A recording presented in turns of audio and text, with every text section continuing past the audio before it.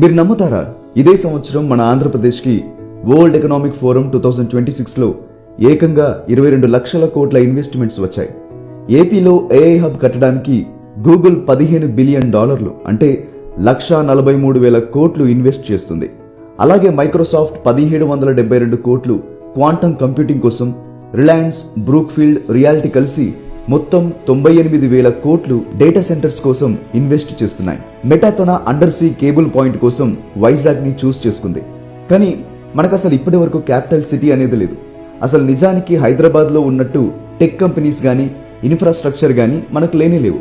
మరి అలాంటప్పుడు ఈ పెద్ద పెద్ద గ్లోబల్ జాయింట్స్ లైక్ గూగుల్, మైక్రోసాఫ్ట్లు ఏం చూసి ఇక్కడ అంత పెద్ద ఇన్వెస్ట్మెంట్ చేయడానికి ముందుకు వస్తున్నాయి? ఇండియాలో ఐటీ అనగానే ఎవరికైనా గుర్తొచ్చేది బెంగళూరు. మరి అలాంటి ఐటీ హబ్ ఉండగా కంపెనీస్ ఏపీకి ఎందుకు క్యూలు కడుతున్నాయి? ఏపీ బెంగళూరు అండ్ హైదరాబాద్ లను బీట్ చేయగలదా? హైదరాబాద్ ని టెక్ హబ్ గా మార్చిన చంద్రబాబు నాయుడు గారు ఏపీని కూడా అలా మార్చగలడా? ఈ వీడియోలో ఈ విషయాలన్నీ డీటెయిల్డ్ గా తెలుసుకుందాం. So let's get started. సరిగ్గా 4 నెలల క్రితం అంటే జనవరి 2026లో World Economic Forum Davos meeting లో Google cloud CEO and Andhra Pradesh CM కలిశారు. అప్పుడు చంద్రబాబు గారు సీఈఓతో గూగుల్ నెక్స్ట్ డేటా సెంటర్ ను మా ఏపీలోనే పెట్టండి అని అడిగారు. కట్ చేస్తే ఏప్రిల్ 28, 2026 కొన్ని రోజుల క్రితమే ఏకంగా 1,43,000 కోట్ల Google data centre construction Vizag లో స్టార్ట్ అయిపోయింది. దాదాపు $15 బిలియన్ మ్యాసివ్ ఇన్వెస్ట్మెంట్ బెంగళూరుకి కాకుండా మన వైజాగ్ కి వచ్చింది. ఇదే 10 ఏళ్ల క్రితం జరుగుంటే ఈ ఇన్వెస్ట్మెంట్ ఖచ్చితంగా బెంగళూరుకి వెళ్లేదేమో. కానీ ఈ రోజు సీన్ మారిపోయింది. ఆ పెద్ద పెద్ద ఇన్వెస్ట్మెంట్స్ అన్ని వైజాగ్, అమరావతి లాంటి సిటీస్ కి షిఫ్ట్ అయిపోతున్నాయి. అసలు ఒకప్పుడు ఇండియాలోనే అన్బీటబుల్ టెక్ క్యాపిటల్ గా ఉన్న బెంగళూరు పరిస్థితి ఇప్పుడు ఎందుకిలా అయిపోయింది? నిజానికి బెంగళూరు సిటీ లేకుండా మన దేశం $250 బిలియన్ ఐటీ ఎక్స్పోర్ట్స్ మార్కును రీచ్ అయ్యేది కాదు. కానీ అదే బెంగళూరు ఇప్పుడు ట్రాఫిక్, ఇన్ఫ్రాస్ట్రక్చర్ లాంటి ఓవర్లోడ్ తో సతమతమవుతోంది. సరిగ్గా బెంగళూరు యొక్క ఈ సిచ్యువేషనే మన ఏపీకి ఓ వరంలా మారింది. నిజానికి 1980s నుండే ఎంఎన్సీస్ ని బెంగళూరు అట్రాక్ట్ చేస్తూ వచ్చింది. 40 ఏళ్లుగా ఏ ఫారెన్ కంపెనీ అయినా ఇండియాలో తమ బిజినెస్ స్టార్ట్ చేయాలనుకుంటే బెంగళూరే నంబర్ 1 చాయిస్ గా ఉండేది. కానీ ప్రెజెంట్ సిచ్యువేషన్ పూర్తిగా మారిపోయింది. కంపెనీలు బెంగళూరు నుండి వెళ్లిపోవాలని చూస్తున్నాయి. అసలు బెంగళూరుకి ఈ పరిస్థితి ఎందుకు వచ్చిందో చూద్దాం. బెంగళూరుని లోపల నుంచి దెబ్బతీస్తున్న ఆ మెయిన్ ప్రాబ్లమ్స్ లో మొదటిది ట్రాఫిక్. బెంగళూరులో ట్రాఫిక్ అనేది మిగతా సిటీస్ లాగా నార్మల్ ప్రాబ్లం కాదు. అది అక్కడి ఎకానమీని చాలా భయంకరంగా దెబ్బతీస్తుంది. బెంగళూరు రోడ్లు కేవలం 50 లక్షల కార్ల కోసం డిజైన్ చేయబడ్డాయి. కానీ ఈ రోజు ఏకంగా 1 కోటికి పైగా కార్లు అదే రోడ్లపై తిరుగుతున్నాయి. దీనివల్ల పీక్ అవర్స్ లేదా రద్దీ సమయాల్లో వెహికల్స్ యావరేజ్ స్పీడ్ పడిపోయి గంటకు కేవలం 14 కిలోమీటర్లు మాత్రమే ఉంటుంది. అంటే ఒక సైకిల్ మీద వెళ్లే వ్యక్తి మనకంటే ఫాస్ట్ గా వెళ్ళిపోతాడు.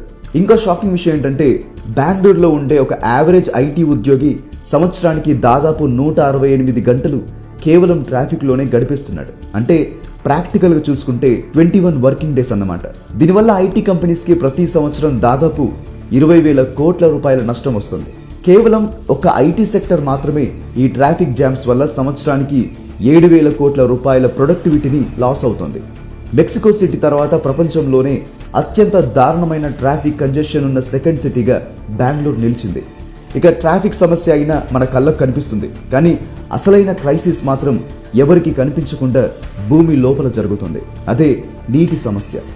బెంగళూరులో అండర్ గ్రౌండ్ వాటర్ రీఛార్జ్ అయ్యే స్పీడ్ కంటే జనాలు భూమిలో నుంచి నీటిని లాగేస్తున్న స్పీడ్ ఏకంగా 9 రెట్లు ఎక్కువగా ఉంది. టెక్ కారిడార్స్ లో బోర్లు ఏకంగా 1800 అడుగుల లోతు వరకు వేస్తున్నా సరే చుక్క నీరు పడడం లేదు. 2024లో అక్కడ సగానికి పైగా బోర్ బావులు పూర్తిగా ఎండిపోయాయి. పరిస్థితి ఎంత దారుణంగా తయారైందంటే ఒక్కో ఫ్యామిలీ కేవలం వాటర్ ట్యాంకర్ల కోసమే నెలకి 15 నుండి 25,000 రూపాయలు ఖర్చు చేయాల్సి వచ్చింది. ఇంకా అసలైన దరిద్రం ఏంటో తెలుసా?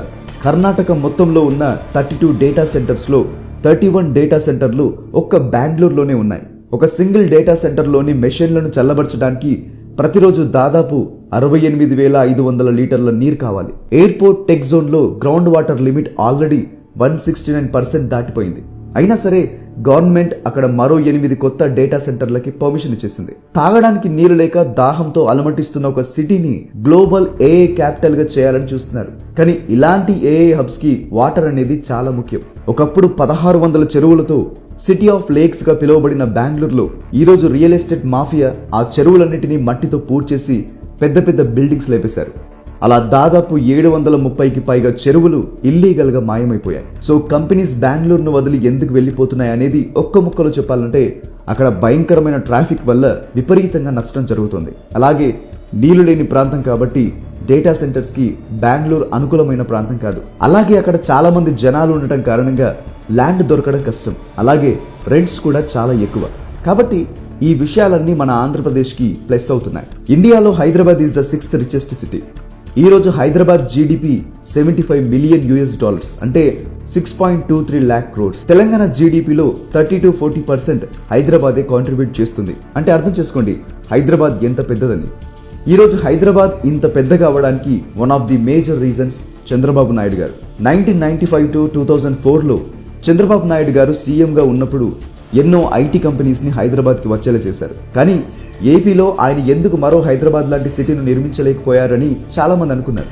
కానీ నిజానికి చంద్రబాబు గారు 2024లో ఏపీకి మరోసారి సీఎం అయ్యాక తనేంటో ఏం చేయగలడో ప్రపంచానికి చూపించాడు. ఎలక్షన్స్లో గెలవగానే నారా లోకేష్ గారికి ఐటీ పోర్ట్ఫోలియోస్ అన్ని ఇచ్చి ఐటీ టెక్ ఇన్వెస్ట్మెంట్స్ అన్ని తీసుకొచ్చేలా చేశారు.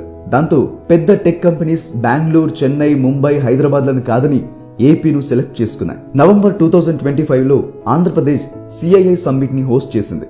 ఈ సమ్మిట్ లో 13.5 lakh crore ఇన్వెస్ట్మెంట్స్ ని దాదాపు 600 MOUs ని సైన్ చేసింది ఏపీ గవర్నమెంట్. అండ్ దీని నుంచి 16 లక్షల జాబ్స్ వస్తాయని అంచనా వేస్తున్నారు. మీకు ఇప్పుడు ఒక డౌట్ రావచ్చు, అసలు క్యాపిటల్ సిటీయే లేని ఆంధ్రప్రదేశ్ కి ఇన్ని టాప్ కంపెనీస్, ఇన్ని కోట్ల ఇన్వెస్ట్మెంట్స్ తో ఇంత ఫ్యూచరిస్టిక్ గా అసలు ఆంధ్రప్రదేశ్ కి ఎందుకు వస్తున్నాయని? దీనికి ఫస్ట్ రీజన్ ల్యాండ్ ఎట్ లో కాస్ట్. అంటే ఇక్కడ భూమి తక్కువ ధరకే దొరుకుతుంది.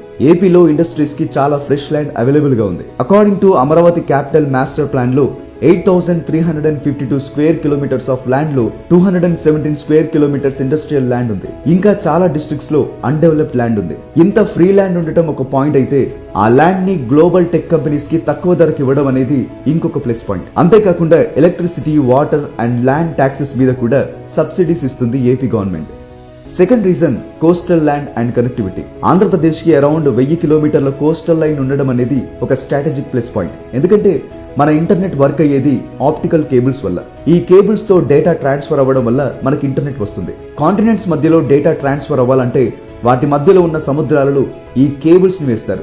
అలా వేరే కాంటినెంట్స్ నుండి మన ఇండియాకి వచ్చే అండర్ సీ కేబుల్ పాయింట్స్ కి Mumbai and Chennai cities best choices గా ఉండేవి. ఇప్పుడు ఏపీకి కూడా హ్యూజ్ కోస్టల్ ఏరియా ఉండటంతో ఆ under see optical cable points ని విశాఖపట్నానికి మెటా కంపెనీ నిర్మిస్తోంది. సో ఈ ఆప్టికల్ కేబుల్ కనెక్టివిటీతో చాలా కంపెనీస్ ఏపీలో ఇన్వెస్ట్ చేయడానికి ఇంట్రెస్ట్ చూపిస్తున్నాయి. And third point, government operating cost ని తక్కువ చేయడం. ఓవరాల్ గా వేరే మెట్రో సిటీస్ తో కంపేర్ చేస్తే ఆపరేటింగ్ కాస్ట్ ఏపీలో చాలా తక్కువ. ఎందుకంటే జనరల్ గా ఆపరేటింగ్ కాస్ట్ లో ఇంక్లూడ్ అయ్యేవి ఏంటి? Power, water, taxes, rents. అయితే ఏపీ న్యూ ప్రాజెక్ట్స్ కి ఫ్రీ పవర్ ట్రాన్స్మిషన్ ను ఆఫర్ చేస్తుంది. దాంతో పవర్ కాస్ట్ డిక్రీజ్ అయింది. నెక్స్ట్ ట్యాక్సెస్ కి ఏపీ 100% రిబేట్ ఆన్ స్టేట్ జిఎస్టీని ఆఫర్ చేస్తుంది. అంటే ఒక కంపెనీ కట్టిన స్టేట్ జిఎస్టీ మొత్తం రిటర్న్ చేస్తుంది. ఇప్పుడు ఈ డేటా సెంటర్స్ ని బిల్డ్ చేసిన కంపెనీస్ కి large amounts of fresh water కావాలి. అందుకే వాటర్ మీద కూడా సబ్సిడీ ఇస్తుంది గవర్నమెంట్. సో చాలా వరకు ఆపరేటింగ్ కాస్ట్ అనేది ఏపీలో తక్కువ అవడంతో కంపెనీస్ కి ఇదొక అట్రాక్టింగ్ పాయింట్ అయింది. And fourth, is of doing business. అసలు బిజినెసెస్ కి కావాల్సిందే ఇది. ఈజ్ ఆఫ్ డూయింగ్ బిజినెస్ అంటే ఒక బిజినెస్ స్టార్ట్ చేసిన తర్వాత దాన్ని రన్ చేయడం ఈజీగా ఉండటం. అండ్ అప్రూవల్స్ ఏమీ డిలేస్ లేకుండా ప్రాసెసెస్ అన్ని ఫాస్ట్ అండ్ స్మూత్ గా అయిపోవడమే ఈజ్ ఆఫ్ డూయింగ్ బిజినెస్ అంటే. ఈ ఈజ్ ఆఫ్ డూయింగ్ బిజినెసెస్ కి ఆంధ్రప్రదేశ్ చాలా సార్లు ఇండియాలోనే టాప్ స్టేట్ అయింది. అంటే ఏపీలో కంపెనీస్ పెట్టాలంటే మల్టిపుల్ పేపర్ వర్క్స్ ఎలాంటి డిలేస్ లేకుండా చాలా ఫాస్ట్ గా అయిపోతుంది. ఈవెన్ సీఎం చంద్రబాబు నాయుడు గారు కూడా అదే అన్నారు. ఈ ఈజ్ ఆఫ్ డూయింగ్ బిజినెసెస్ వల్ల ఏపీకి చాలా కంపెనీస్ వస్తున్నాయని. ఎందుకంటే ఏపీ ఈ one step clearance agency system ని ఫాలో అవుతోంది. జనరల్ గా ఏ స్టేట్ లో అయినా ఒక బిజినెస్ పెట్టాలి అంటే ఆ బిజినెస్ చేసే వాళ్ళు మల్టిపుల్ బోర్డ్స్ కి తిరగాలి. పొల్యూషన్ అని, ఇండస్ట్రియల్ అని, ఎలక్ట్రిసిటీ, ల్యాండ్, లేబర్ ఇలా మల్టిపుల్ బోర్డ్స్ కి తిరిగి వాళ్ళ అప్లికేషన్ ని పెట్టి ప్రాసెస్ చేయించుకోవాలి. కానీ ఏపీలో ఏపీ సింగిల్ డెస్క్ పోర్టల్ అని ఒక పోర్టల్ ఉంటుంది.